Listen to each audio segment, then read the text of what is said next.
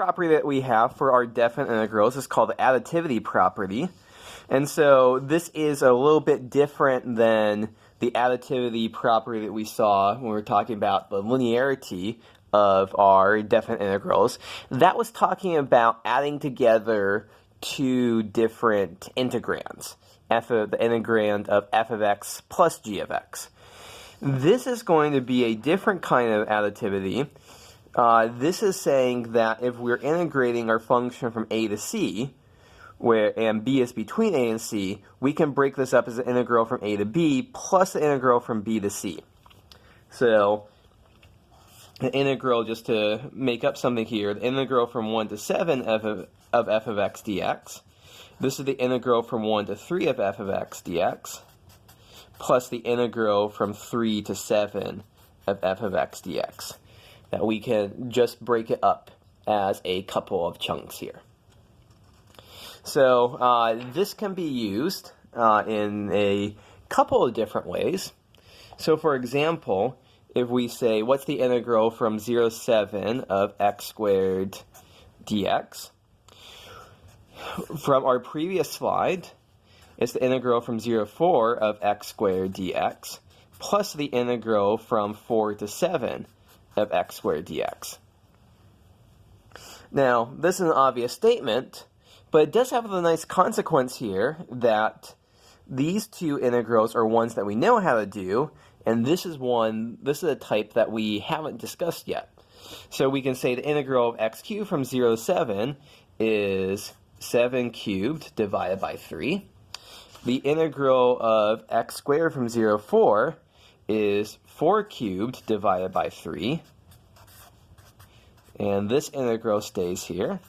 So just rearranging gives the integral from 4 to 7 of x squared dx is equal to 7 cubed divided by 3 minus 4 cubed divided by 3.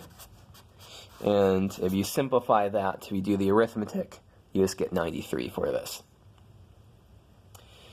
So that's a fun little property to have. Another property, another theorem here, a comparison theorem. If we have two integrable functions and one of them is always greater than or equal to the other one, then, oops, I've got this backwards here, then their integrals also follow in the same direction. So if g of x is always less than or equal to f of x, the integral of g of x is always less than or equal to the integral of f of x.